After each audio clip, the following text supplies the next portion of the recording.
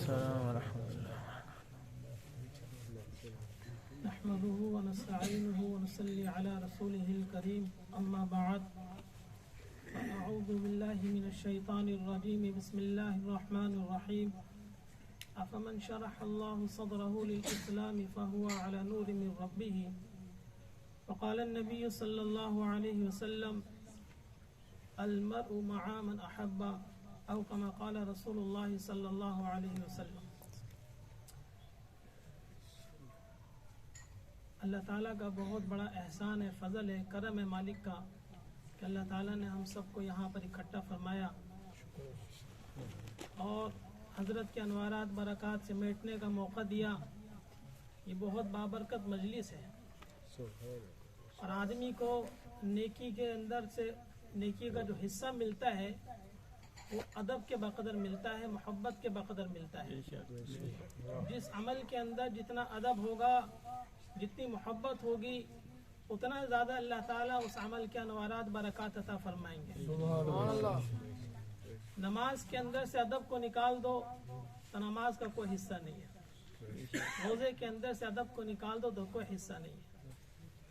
اللہ تعالیٰ نے دین اسلام دیا ہے اور ایک کامل دین ہے جس کے اندر دنیا کی بھی کامیابی ہے، آخرت کی بھی کامیابی ہے.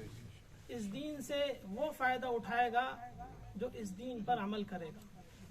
دین پر عمل کرنا یہ اللہ والوں کی صحبت کے بغیر ممکن نہیں ہے. آدمی بہت محنتیں کرتا ہے، بہت کچھ کرتا ہے، لیکن جہاں تک اس سے پہنچنا ہے، مقصد تک پہنچنے کے لیے اس کو بہت محنت کرنی پڑتی ہے. مولانا محمد حسن صاحب رحمۃ اللہ علیہ، حضرت تھانوی رحمۃ اللہ علیہ کے بڑے خلافہ میں سے ہیں. جامعہ شریفیہ لاہور کے جنہوں نے بنیاد رکھی، حضرت تھانوی رحمۃ اللہ علیہ کے پاس آئے کہ حضرت بہت پڑھا ہے، بڑی محنتیں بھی کری ہیں، میں آپ سے بیعت ہونا چاہتا ہوں. حضرت نے فرمایا کہ بھئی پہلے اپنے معاملات بتاؤ، کیا کرتے ہو، کیا شغل ہے. تو اپنی ساری ترتیب بتائی اور اس کے اندر یہ بھی ذکر کر دیا کہ حضرت میری 2 شادیاں ہیں. حضرت نے فرمایا ٹھیک ہے، دونوں سے لکھوا کے لاؤ کہ دونوں کا حق پورا ادا کر دو. جب بیعت کروں گا اس کے بغیر بیعت نہیں کروں گا. دین کے اندر، پورے دین کے اندر 10% عبادات کا حصہ ہے اور 90% حسن معاشرت ہے.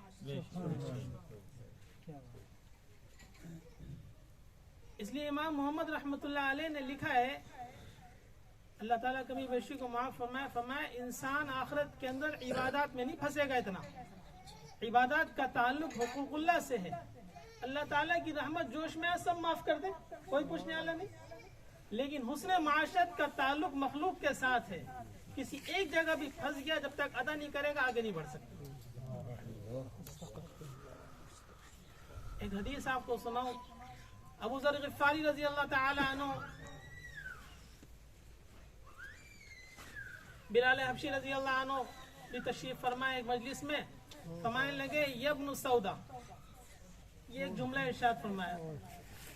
بلال حبشی رضی اللہ تعالی عنہ حضور انور صلی اللہ علیہ وسلم کی خدمت میں حاضر ہوئے اور آ کے عرض کیا یا رسول اللہ، ابو ذر نے مجھے یہ کہا رضی اللہ یبن سودا. حالانکہ کوئی اتنا وہ بڑا جملہ نہیں تھا، لیکن ان کو دل پہ لگی، محسوس ہوا ان کو. تو حضور انور صلی اللہ علیہ وسلم نے حضرت ابو ذر رضی اللہ عنہ کو بلایا اور فرمایا اے ابو ذر، کیا آپ نے حضرت بلال کو یہ جملہ کہا؟ عرض کیا رسول اللہ میں نے کہا. اور بلال حبشی رضی اللہ عنہ سے معافی مانگی کہ بلال مجھے معاف کر دو. بات ختم ہو گئی. کہنے لگے بلال حبشی رضی اللہ عنہ عرض کیا رسول اللہ میرے دل میں کوئی ایسی بات نہیں ہے، نہ میرے دل کے اندر کوئی ایسی بات ہے، بس مجھے ایک عجیب سا محسوس ہوا، اس لیے میں نے عرض کر دیا کہ ٹھیک ہے. مجلس ختم ہو گئی. ابو ذر رضی اللہ عنہ گئے ہیں اور جہاں سے راستہ تھا اس راستے پہ لیٹ گئے اور اپنا چہرہ زمین پہ رکھ دیا اور بلال حبشی سے کہا یا سیدنا، جب تک آپ کا پاؤں میرے چہرے پہ رچ کے نہیں جائے گا میں یہاں سے نہیں ہٹوں گا.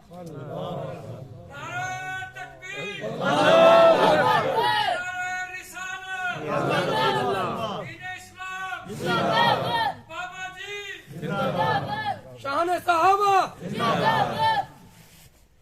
बात यह है कि हुस्न मुआशरत, इसलिए कल क़यामत के दिन जब अल्लाह ताला के सामने हाजिरी होगी तो अल्लाह ताला बुलाएंगे और हर एक का हक अदा कर रहे होंगे। एक शख्स आएगा, आके कहेगा या अल्लाह, इस शख्स ने मुझे गाली दी, इस शख्स ने मुझे बुरा भला कहा, मन शतमा हादा वमन गलदा हाजा, इसने बुरा भला कहा, इसने मेरे ये हक ज़ाया करे।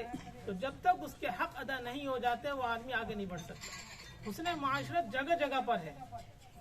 इमाम मोहम्मद रहमतुल्लाह अलैह से आगे किसी ने कहा, हज़रत आपने इतनी बड़ी बड़ी किताबें लिखी, तसूफ पे कोई किताब नहीं लिखी आपने, तसूफ पे कोई किताब नहीं लिखी। इमाम मोहम्मद रहमतुल्लाह अलैह फरमाने लगे कि मैंने लिखी है, आपने देखी नहीं। कौन सी किताब? मानेगा अल मबसूत,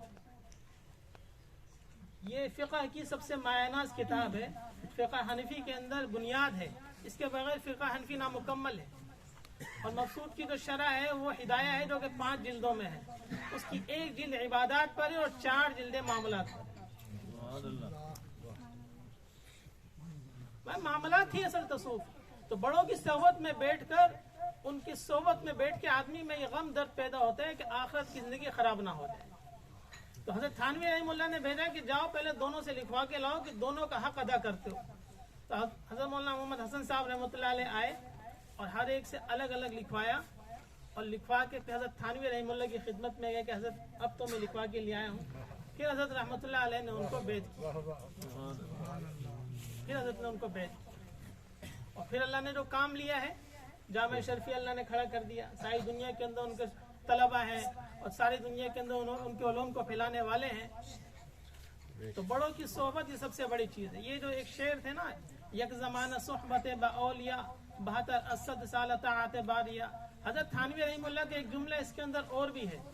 हज़रत फरमाते हैं ये मुबालगा नहीं है, बल्कि बात यह है कि मौलाना रूमी रहमतुल्लाह ने बहुत कम बयान फरमाया औलिया अल्लाह यानी अहलुल्लाह की सोहबत का सबसे अदना फायदा हज़रत ने फरमाया क्या है? फरमाया ईमान बिल खैर अल्लाह ताला खात्मा फरमा दे। ईमान बिल खैर अल्लाह ताला खात्मा फरमा दे। ये बहुत बड़ी नेमत अल्लाह ने हमें आपको दी है।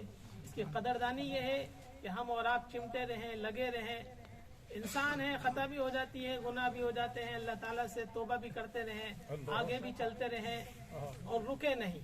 अपने ताल्लुक को कायम रखा जाए हर आन हर घड़ी हर वक्त के अंदर, किसी वक्त के अंदर भी गफलत ना हो। तो भी इंशाअल्लाह ताला अल्लाह ताला आगे भी बढ़ाते रहेंगे, तरक्की से भी अल्लाह ताला नवाजेंगे। और अल्लाह ताला हमें और आपको अल्लाह ताला तौफीक अता फरमाए कि हम हज़रत के साथ चिमटे रहें। अल्लाह ताला हमें तौफीक अता फरमाए कि हज़रत की मोहब्बतें हमारे साथ रहें। तादेर अल्लाह पाक इनका साया हमारे ऊपर कायम और दायम रखे। अल्लाह ताला इनकी औलाद का तादेर साया कायम और दायम रखे ताकि हम और आपको उनके फ्यूज़ात हासिल होते रहें। अल्लाह पाक इन आने वाले जितने मेहमान हैं, जितने साथी हैं, अल्लाह पाक इनको कबूल फरमाए। इनकी बरकत से अल्लाह पाक हर एक को कबूल फरमाए। अल्लाह ताला हम सबको अमल करने की तौफीक अता फरमाए।